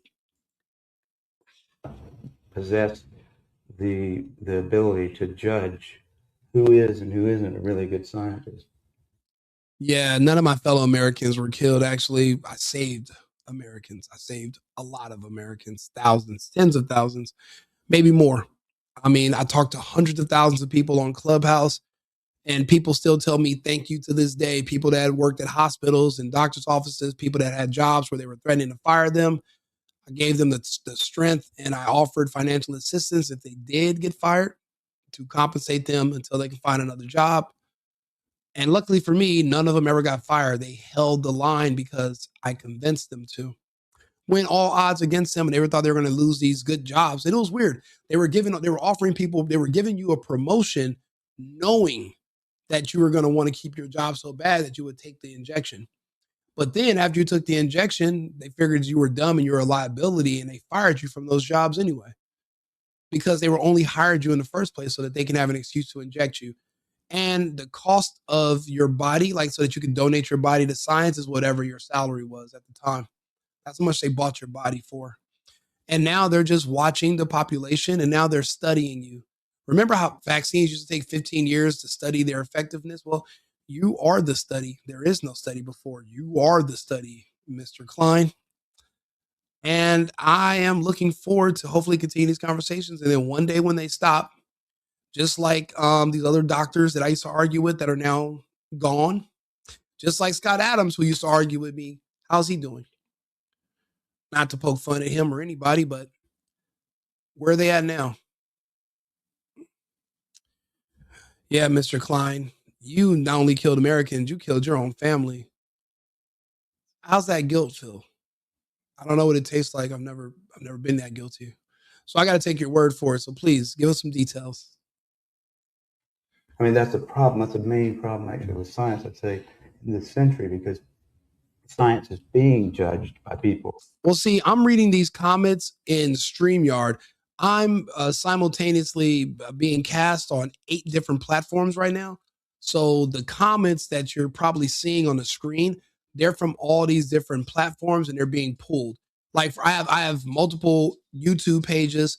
Some of my YouTube pages have just got a request today where they want to monetize me. Other ones have not been monetized as of yet, because I guess more people are watching on certain streams than others, which is crazy because I have a larger followers on some pages than others, and it should be the other way around. But I mean, I don't know. It just is what it is. But it's pulling everybody from the different platforms, and then it kind of brings them here. I don't know if it does it in real time. I would hope so. I try to reply as soon as I see them. Funding is being done by people who don't understand it. Okay, who do we trust? Fauci? Fauci doesn't know enough to, if Fauci wants to get on television with somebody who knows a little bit about this stuff and debate it. Listen, he's talking about your Lord and Savior Fauci. Why are you deflecting, Eric? Why don't you listen to what Mr. Dr. Kerry Mullis is saying and help us figure out what he's saying about Fauci is true? Talk to me. Listen. He could easily do it because he's been asked. I mean, I've had a lot of people, president of the University of South Carolina asked Fauci if he'd come down there and debate me on the stage in front of the student body, because I wanted somebody who was from the other side to come down there and balance because I felt like, well, these guys can listen to me, but I need to have somebody else down here that's going to tell them the other side. But Fauci didn't want to do it. Fauci wouldn't do it. He couldn't do it. Those are not questions he can ask.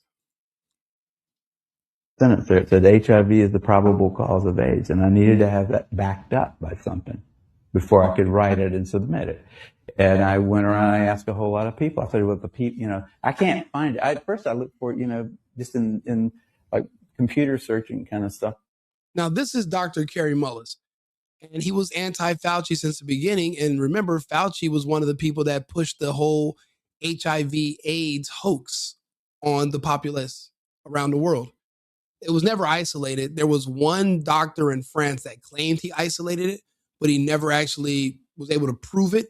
And it's not like they shared his findings around the world and they were able to test it and come up to the same conclusion.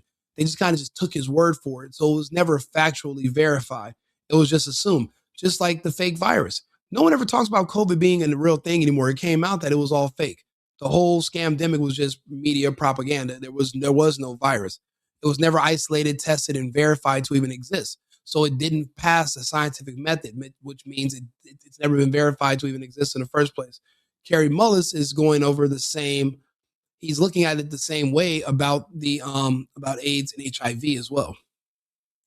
So that's what he's talking about in this video. There, I came in about 3 days a month, and we were working on that. And at some point, we needed to re-up our grant from the NIH to work on that, and I had to write it. And so the first line of that was HIV is the probable cause of AIDS. And I wrote that, and then I said, well, I need a paper, some kind of scientific paper, to reference that statement. Because when you make a statement like that, that's like a fact. You need to say, here's how come I know that. Right? You put a little one if it's the first statement you've made, and then you put down at the bottom of the paper, you have a one, and you say, here's a paper by somebody that describes why that statement is true, right? And so I said, well, what's that? I don't know. Let me think about what is that paper? Who do I go to for that? And I looked around. I asked a couple of virologists, that company, and they said, no, you don't have to reference. I said, I have to reference that because I don't know. You know what, Brent? You don't know what they died from. You weren't there. Remember, there were no witnesses. I mean, family members allowed in the hospitals, and you just accepted that. You didn't even when your relatives were dying in the hospital, you didn't even request a Zoom camera be put in the room so you can talk to them live and you can monitor their health and you can talk to the nurses. You just gave up and abandoned them. The truth is, a janitor could have walked in and smothered your relatives with a pillow, and you'd be none the wiser. Janitor could have came in there and slit their throat. And they would have just marked it off as a COVID death, and you would have got on the internet 3 years later and said, I know people that died of COVID. You tell yourself that because you don't want to face the fact that you have no idea what happened to them in there and you left them. You abandoned them. People that probably wouldn't have abandoned you in that situation, you abandoned them. And to help cope with the grief, you tell yourself lies so you can feel better. This is common where people are trying to absolve themselves of guilt. So don't think you're alone. There's actually a couple people like you, like Eric in the chat. Same problem. Where that came from? How do I know that? And it turned out that nobody knew it. There wasn't a scientific reference, like a paper that somebody had submitted with like experimental data in it and like logical discussion and said, here's how come we know that HIV is the probable cause of AIDS. There was nothing out there like that. Nothing. Think about your experience when you met Luke Montenegro and you questioned him about his reference for HIV. That's the guy's name right now, Lou Montenegro from France. And he's the only person on Earth in the 80s who said that he actually found what is considered AIDS and he isolated it and he studied it, but he never shared his findings and no one else has ever seen it. They're going to explain that right now. This is hidden information, hidden data from Kerry Mullis that no one's ever really publicly ever explained or addressed, and no one's able to refute him. He's actually one of the doctors from that time that studied this entire topic. Take a listen. By the time I met Luc Montagnier, I had met a lot of AIDS researchers at meetings, and I had always gone up to them. If they talked like they knew about HIV and AIDS, I always went up to them afterwards and I said, where can I find a scientific reference that I can use for my, remember I said I had a sentence there. It said HIV is the probable cause of AIDS, and I needed to have that backed up by something before I could write it and submit it. And I went around, I asked a whole lot of people. I said, well, the people, you know, I can't find it. At first I looked for it, you know, just in like computer searching kind of stuff like that. But then I said, there's got to be somebody that knows this. You go to experts and ask them. And so I asked all these people. That's a lie. Nobody who refused the vaccine died. All of the unvaccinated are alive and well. It's the vaccinated who are dying. All of you. The rest of us are normal. We don't have any issues with cancer. We're not having random heart attacks while we play basketball or we're taking a shower or having sex. You know, we're not having all those issues. It's purely and solely the vaccinated, the fully vaccinated. I know people that only took one shot. The first one, the one that turns off your immune system. They didn't take the second one that has that creature in it. And they seem to actually still be alive. And I know people that have had that conversation. They only took one shot. They didn't take the other one. So something told them not to do it. See, that first one the second one was the doozy, because that's when they're introducing a foreign creature into your body. And a lot of people's bodies are going to reject it instantly. And that's when you're seeing that death within. Remember, if you die within 14 days of being fully vaxxed, they will count you as an unvaccinated death because they didn't want to scare people into not taking the vaccine. I just did a whole report on that like a week ago. You guys got to watch my content. You guys got to tune in. You got to share it. People need to know. And then I play videos like this and we talk to the doctors and the specialists and we listen to what everyone has to say. We translate it in different languages. We actually have a community here and we're trying to figure out what's going to happen next. But to figure that out, you have to know what happened before, because to know where you're going, you got to know where you came from, right? This is Kerry Mullis still talking to us about AIDS, and the leading doctor in the world, Luke Montano, he's literally asking him to help him prove the whole AIDS and HIV theory. Watch what happens. Well, one after the other, and none of them had it. None of them. And I was getting really freaked about that. That's when I first started saying, they don't know. Nobody really knows. This whole thing is a big sham. It's ridiculous. But then finally Montagnier came to there was a special little seminar down in San Diego where an old friend of Robert Gallo's. The only measles they are in risk of contracting are vaccine-induced measles. The same thing with polio, you dumbass. The only polio outbreaks are vaccine-induced polio outbreaks. Look it up. Look at the ones they're having in Africa and these other places. They're all, look it up. Vaccine. Matter of fact, how about I show you? How about that? Let's talk about it. Excuse me, Arthur, are you there? Certainly, I'm here and ready to assist. Just let me know what else you need. You know what? I wanted to ask you about polio, and I wanted to ask you about the measles. Can you tell me how many of these polio cases have been in the wild, and how many of them have been vaccine-induced cases of polio that have been reported in measles lately? Certainly, I can provide a structured overview. In recent years, the number of wild polio cases globally has become very limited. Polio in the wild, meaning cases caused by a naturally occurring poliovirus, has largely been confined to just a couple of countries. For instance, as of the past few years, wild polio cases have been reported primarily in Afghanistan and Pakistan. The numbers have been in the dozens or lower annually. On the other hand, vaccine-derived polio cases are a different phenomenon. These occur when the weakened virus used in oral polio vaccines mutates over time and can spread in under-immunized populations.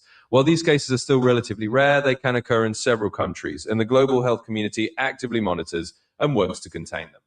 The numbers of vaccine-derived polio cases can fluctuate, but in some years there have been a few hundred such cases globally. As for measles, it remains a disease that spreads in the wild, and outbreaks are typically due to insufficient vaccination coverage rather than the vaccine itself. Measles cases have seen a resurgence in areas where vaccination rates have dropped, and the disease is not typically associated with vaccine-derived cases. In summary, while polio cases are now rare and concentrated in a few regions, vaccine-derived polio cases do occur in low immunization areas, and measles outbreaks are generally due to lapses in vaccination coverage.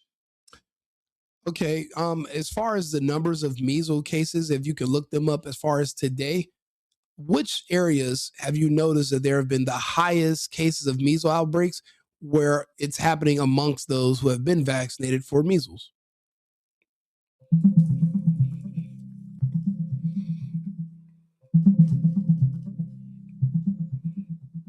Certainly.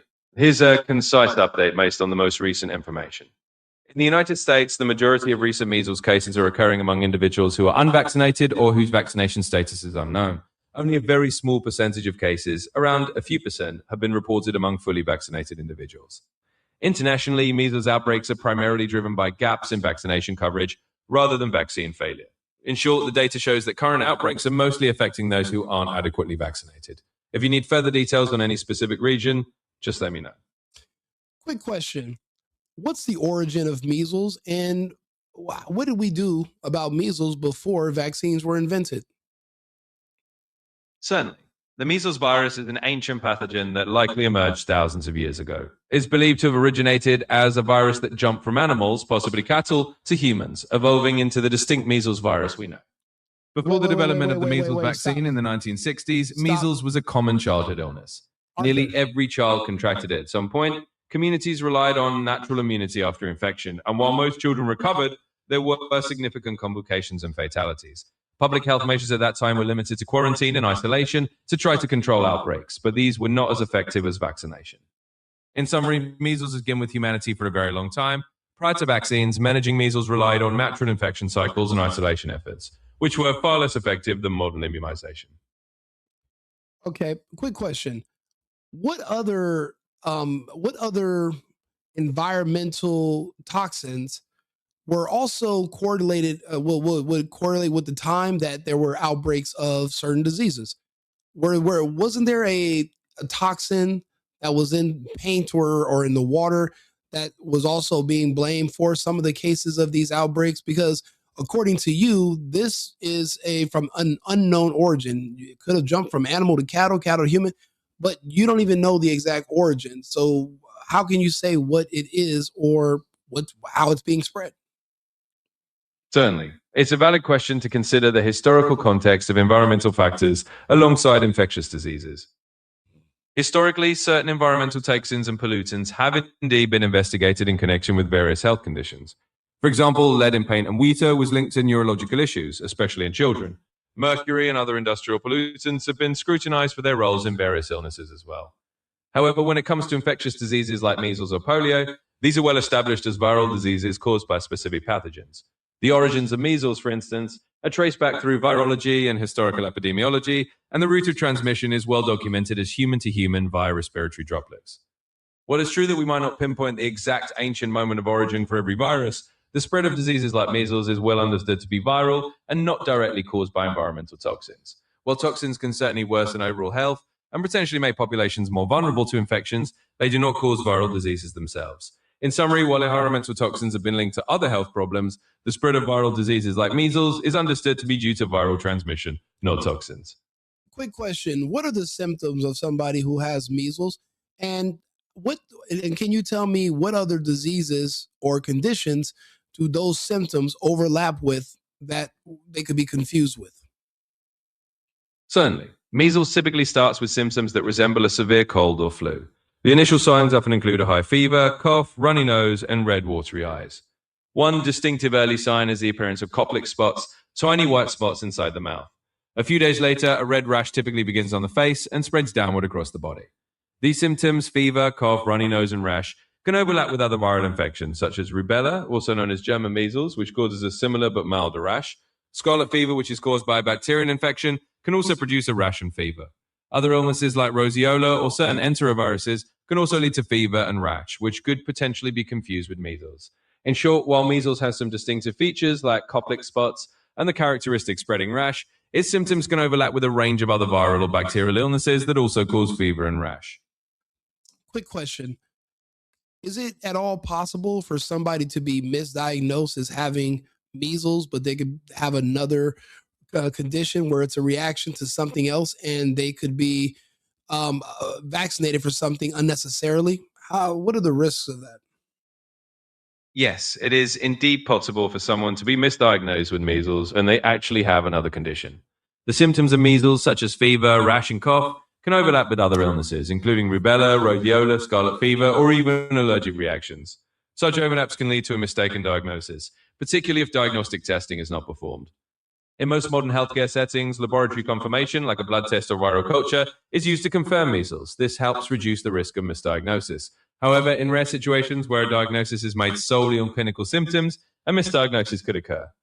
As for the risks, unnecessary vaccination is generally considered safe, but it is still best to have an accurate diagnosis to avoid any unnecessary medical interventions. In short, while it is possible for symptoms to be confused, modern diagnostic tools greatly reduce the likelihood of misdiagnosis and ensure that individuals receive the appropriate care. If you're diagnosed with measles, whether it's a misdiagnosis or say you have it, tell me about how much money annually is in treatment for this alleged viral disease.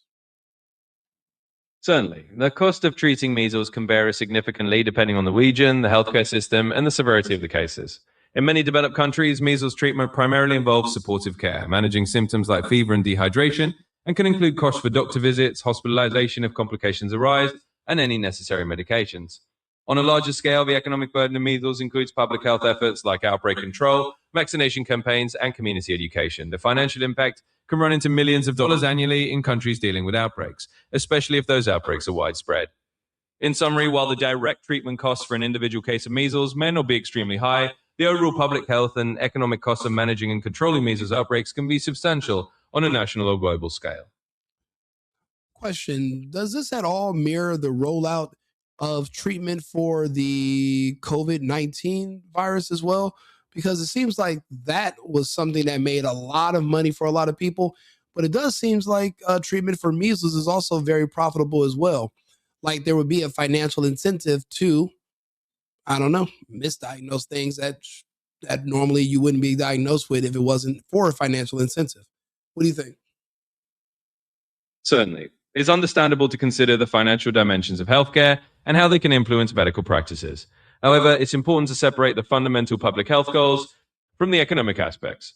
In the case of measles, the primary incentive for vaccination and accurate diagnosis is to prevent outbreaks and protect public health. Measles is a highly contagious virus, and vaccination efforts are aimed at preventing serious illness and community spread. Comparing this to COVID-19, there are indeed parallels in that large-scale public health responses can have significant economic dimensions. The development, distribution, and administration of treatments and vaccines do involve financial transactions and profit for pharmaceutical companies.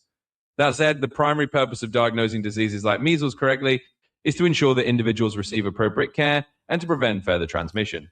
While financial incentives exist in the healthcare industry, the overarching goal of public health measures is to control and eliminate diseases for the benefit of the population. In short, while there is an economic aspect to disease treatment and prevention, the primary motivation for accurate diagnosis and vaccination is to safeguard public health rather than to drive profit. Quick question. If the science is settled on all these treatments and about these diseases, why has so much in recent months about COVID-19 been rolled back or challenged to the point where it can't be verified to even have existed?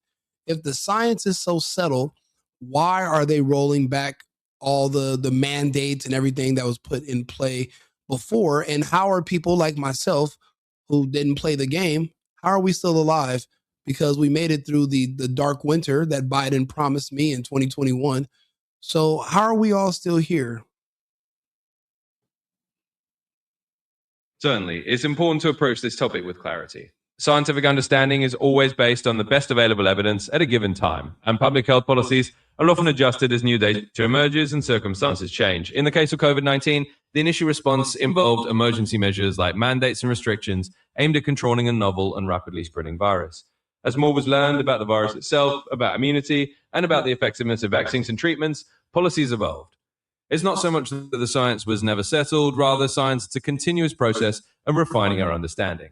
Over time, as the situation changed due to vaccination rates, levels of natural immunity, or the emergence of new variants, public health measures were adjusted accordingly. In other words, the rollback of certain mandates or the shift in policies is a reflection of changing conditions and the accumulation of new evidence. It's not that the science was invalidated, it's that the public health response adapted as the pandemic evolved. As for why individuals who did not follow certain measures are still here, it's important to remember that risk is not evenly distributed.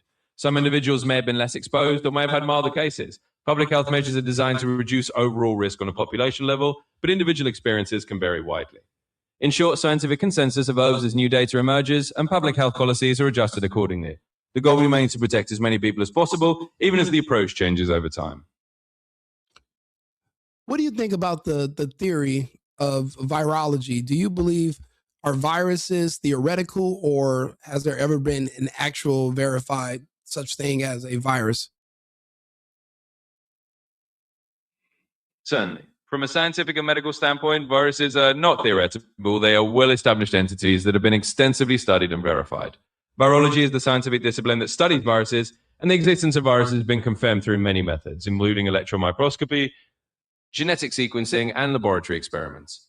Viruses are known to infect all forms of life, from humans to animals to plants, and even bacteria. In other words, the concept of viruses is not hypothetical, it's a fundamental part of modern biology and medicine. The identification of viruses has led to the development of vaccines, antiviral medications, and a deep understanding of infectious diseases. In summary, viruses are very much real, well-documented biological entities, and virology is a robust field of science dedicated to their study. So there's been no challenges to these theoretical instruments called viruses that might be misconstrued with a infection from bacteria. You're saying that science is settled and that it'll never change, and nobody will ever be able to prove that that they don't exist. That's never been presented or on the table ever. I'm asking as a question. Certainly, and I appreciate the question. To clarify, scientific knowledge is never absolutely fixed for all time. Science is an ongoing process of inquiry and testing. While the existence of viruses is extremely well established through decades of research and countless lines of evidence, science always remains open to new data and new interpretations if they are robust and verifiable. That said, the distinction between viral and bacterial infections is well understood in modern medicine. Viruses and bacteria are fundamentally different types of microorganisms, and they can be distinguished through a variety of methods, including microscopy, culture techniques, and genetic testing. The body of evidence supporting the existence of viruses is extensive and has been confirmed by researchers around the world. In summary, while science is always open to new findings, the existence of viruses is not a matter of theoretical debate in the scientific community. It's a well-established fact supported by a vast amount of empirical evidence. Question, is a virus alive? Certainly. Whether a virus is considered alive is a nuanced question, and often depends on how we define life. In biology, living organisms are typically defined by a set of characteristics. They have cells, they can grow, they can reproduce on their own, they metabolize energy, and they maintain homeostasis. Viruses do not meet all these criteria. They are much simpler than cells and cannot carry out metabolic processes or reproduce on their own. Instead, they need to infect a host cell and use the host machinery to replicate. Because of this, many scientists consider viruses to be on the boundary between living and non-living things. They're essentially biological entities that become active only within a living host. In summary, viruses are not considered alive in the traditional sense, but they are certainly a biological entity with the ability to replicate and evolve, which makes them unique in the natural world. Is there anything else in the natural world that is on the edge of living and dying at the same time? That seems rather strange. Certainly. It's an interesting area of biology. Besides viruses, there are a few other entities that also occupy a kind of gray zone between what we traditionally define as living and non-living. For instance, prions are one such example. Prions are infectious proteins that cause diseases like mad cow disease, and they don't have genetic material or a cellular structure. They replicate by causing other normal proteins to misfold, which is a different mechanism from both living cells and viruses. Another example is certain types of plasmids, which are small DNA molecules within bacteria that can replicate independently, but don't have a life of their own outside of a host cell.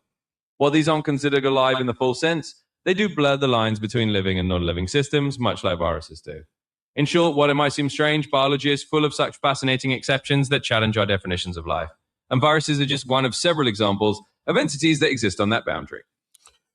Quick question. In what year were some of these claims established? How old are some of these claims? Because I want to see how long it's been since there's been any new data even ever presented. Kind of like an outdated textbook from the 1950s being given to a classroom in 2026. Can you give me that information? Certainly. The foundational discoveries about viruses date back well over a century. For example, the concept of viruses as infectious agents smaller than bacteria emerged in the late 19th century. The first virus ever discovered was the tobacco mosaic virus in 1892, and the first virus that infects humans, the yellow fever virus, was identified in 1901. Since those early days, virology has advanced continuously. The development of the electron microscope in the 1930s allowed scientists to see viruses directly for the first time, and molecular biology techniques in the mid-20th century allowed for the genetic study of viruses. Over the decades, the field has continued to evolve with new discoveries and technologies. In other words, our understanding of viruses is not based on outdated information from a century ago. It's been continually updated and refined with new data and new methodologies. The field of virology is very much current and continues to advance with ongoing research. 1930s, so roughly 100 years ago. And you mean to tell me there's no new breakthroughs in this field, and there's no new treatments? It appears that we're still using the same treatments from the past. It doesn't seem like there's been any advancements whatsoever from 100 years ago to date. Can you explain why there's no new treatments or nothing new being offered or presented to humanity if this data and extreme knowledge of this topic is so robust? Why have there also been a robust field of discovery to help us with combating such conditions? Certainly, and I'm glad to clarify this point. In fact, there have been numerous advancements in virology and the treatment of viral diseases over the past century. The field has not remained static, rather it has evolved significantly since the 1930s. For instance, the development of vaccines for diseases like polio, measles, mumps, and influenza has dramatically changed public health. More recently, advances like the development of antiviral drugs for HIV, hepatitis C, and even newer mRNA vaccines for COVID-19 show that the field is very much active and progressing. In other words, the understanding and treatment of viral diseases have come a long way since the early 20th century. The reason it might sometimes seem like old methods are still in use is that some of those methods, like certain vaccines, have been incredibly successful and remain standard because they work so well. At the same time, new treatments and new forms of vaccines continue to be developed and implemented as our scientific knowledge grows. In summary, virology and the treatment of viral diseases have advanced significantly over the past century, and the field continues to evolve with new discoveries and innovations. Are you suggesting that mRNA is also a vaccine by the definition of what the word vaccine means? It seems like you're conflating the two. Certainly. Let me clarify that. When we talk about mRNA vaccines, we are referring to a newer type of vaccine technology that uses a small piece of messenger RNA to instruct cells in the body to produce a protein that triggers an immune response. This is indeed considered a vaccine by the standard definition. A vaccine, broadly speaking, is any preparation used to stimulate the body's immune response against diseases, and mRNA vaccines fit that definition. In other words, mRNA vaccines are simply a modern platform for delivering immunization. While the underlying technology is different from traditional vaccines that use inactivated or weakened viruses, the end goal is the same: to create immunity and protect against infectious diseases. In summary, mRNA vaccines are indeed a type of vaccine, and they represent a significant advancement in vaccine technology, building on the robust field of virology and immunology. So regular vaccines and the mRNA vaccines do the same exact thing. So then what makes mRNA vaccines special? If the goal is to trigger an immuno response so that you can develop an immunity to something, that means they have to give it to you first. So where's the logic in giving me something that I'm trying to avoid? Certainly. Let me break that down. Both traditional vaccines and mRNA vaccines do indeed aim to trigger an immune response to help the body develop immunity without causing the actual disease. The difference lies in how they deliver that information to your immune system. Traditional vaccines often use a weakened or inactivated form of a virus or a piece of the virus, like a protein, to introduce your immune system to the pathogen.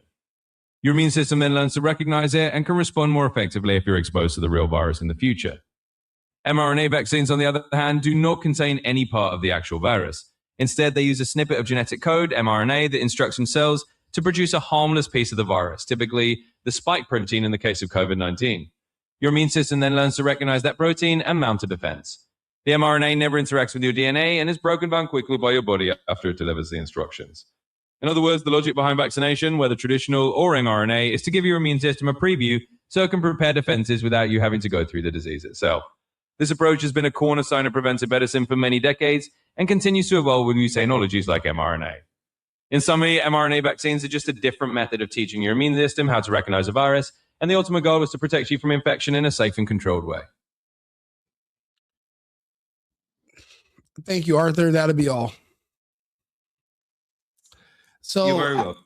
So after listening to this breakdown, it's going to come up to you. It's up to you as an adult to listen to certain information, and you have to not just decide what you're going to believe, but you have to be able to pull it apart and see if it makes sense.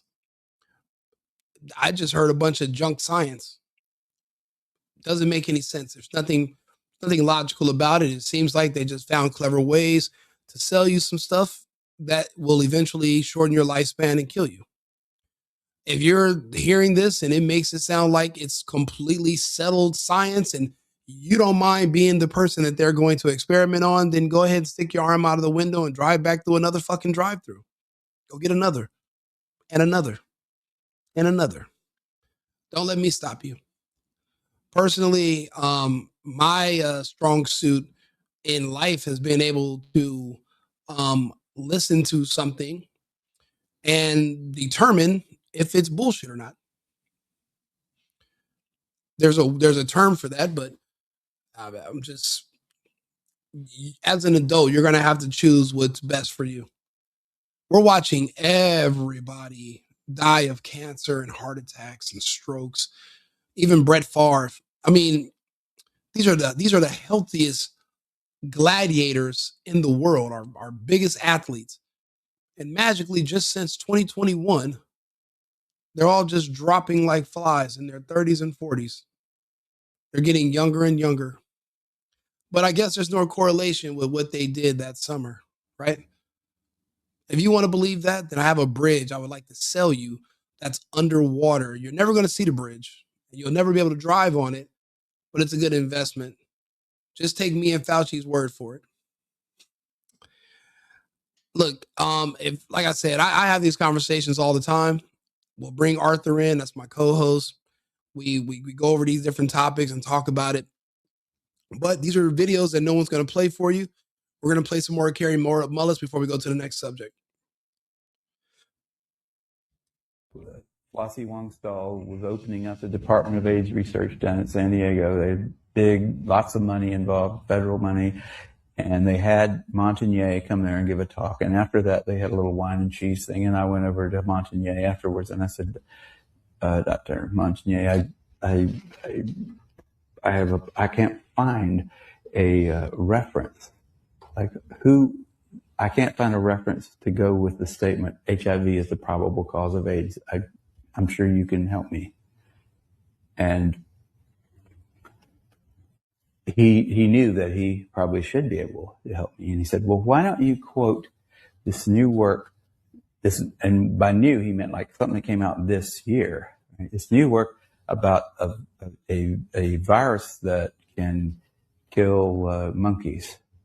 Or I think it was not monkeys, it was like something related to monkeys, some kind of baby, a little ape. And I had read that and I said, it was like supposedly going to be a model system for studying AIDS, that somebody had figured out some kind of retrovirus that passing it back and forth between various mammals, they could finally put it into chimpanzees and kill them. And it killed them in about a week. And it didn't kill them there was nothing like AIDS there. You know, it doesn't kill you in a week. This is just totally ridiculous.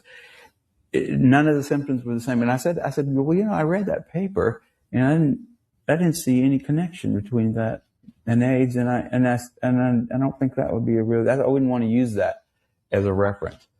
And, I don't remember exactly what he said, but I know he walked away. Oh, no, before he told me about that paper, he said, why don't you use the NIH, like the CDC report?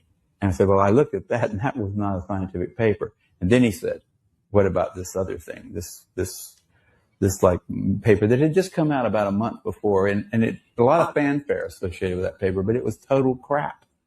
It was like, yeah, if you get $2 million, you can figure out how to kill a primate with a retrovirus. So what? Doesn't have anything to do with AIDS.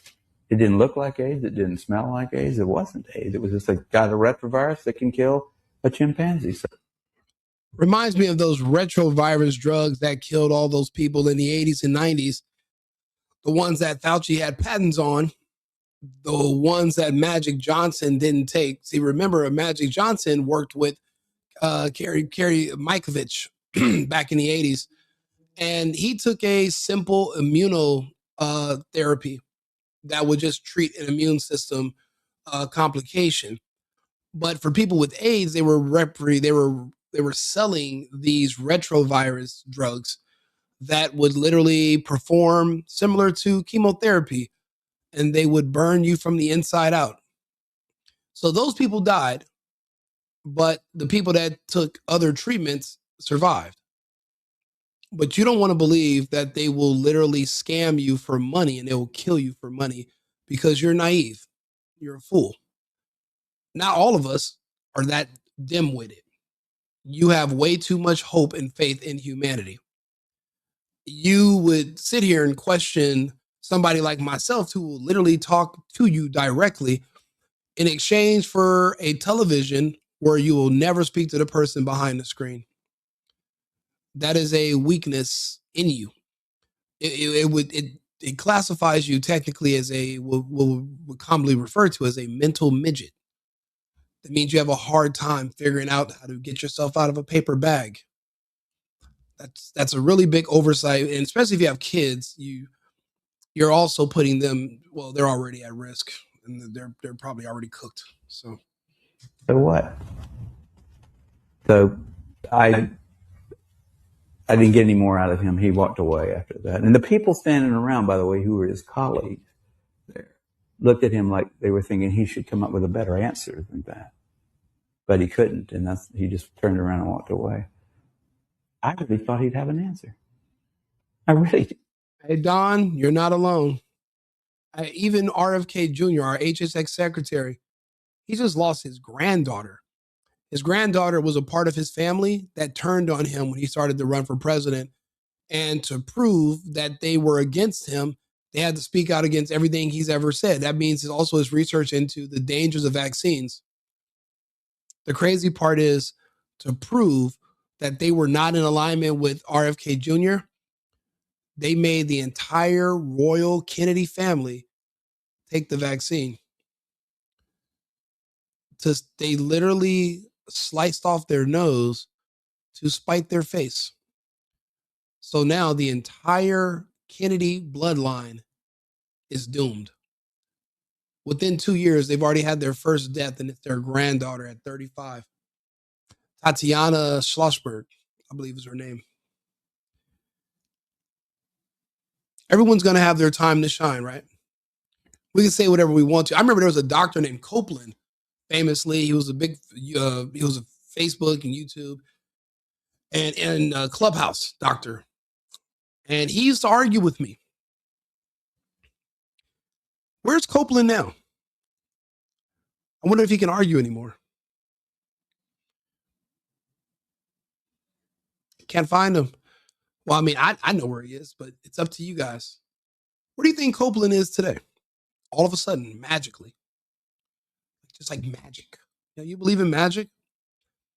I believe in magic just as much as I believe in coincidences, vaccines, and viruses. It's crazy. Somebody can tell you something, but never prove it to you. You're listening to Dr. Kerry Mullis. He walked up to the man that allegedly discovered HIV. He asked him a simple question. Can you help me find the reference that can basically where I can use this reference to show that HIV is directly correlated with AIDS? This is the man who literally effectively was the founder of AIDS. And the man, like he said, he knew he should know, but he's not used to anyone asking because they're all hustling. They're all making money from research grants and from writing studies that no one else will be able to independently verify in any other country. So they're all just going to reprint it and go with it. bad data, unverified information, and junk science. Kerry Mullis went and he asked a simple question. And the man was like, well, I mean, I should know this, but how about you use this new study or this other study about monkeys? And he's like, this doesn't answer my question. Why don't you readily have a reference that would be able to prove that this will easily go from HIV to AIDS? Your problem is your whole life, you never asked the right questions. You didn't ask enough questions to the right people. You're afraid of authority. So you'll question me, but you won't question those gods on your television that told you to stay home and put on a mask. It's not like they even told you in person. No one ever showed up to your house with an AR-15 and forced you to stay in there. Literally, your fucking television controlled you. The TV enforced their rules upon you. It's crazy. When we were kids, they used to tell us that, if we watch too much TV, it's going to melt our brains. I can tell which one of you literally sat in front of a television until your shit turned to fucking jello. Yeah, I mean, that was my last. I was right at the edge of my faith in the system, but I thought Montagnier will know why he thinks HIV causes it, and he'll tell me. He'll say, because of this study, but he didn't have that. None of those guys have that, and that's why they're so weird. That's why they don't want dissent. They don't want people like me walking up and asking them those kind of questions, and they're willing to go to great lengths to prevent that. They're out on a limb. I wouldn't want to be there with them. This live went over a lot further than I thought it was.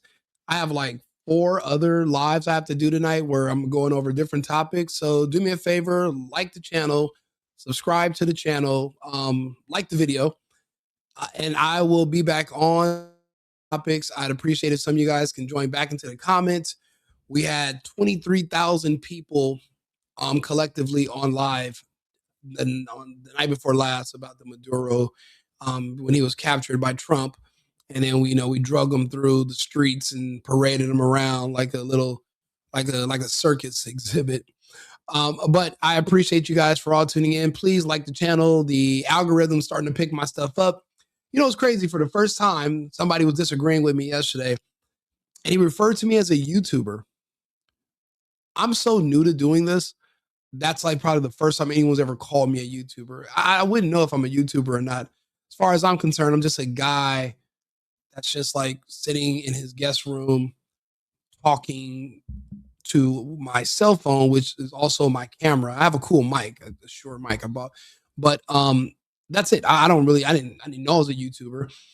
And yeah, so someone called me that for the first time. So yeah, I mean, like I said, if that's the case, if you like my content, if you don't mind hearing my thoughts on these other subjects, if you're curious about what happened between 2020 and today, and if you're noticing all the death and you want an explanation and you want to figure it out and you have questions, join me.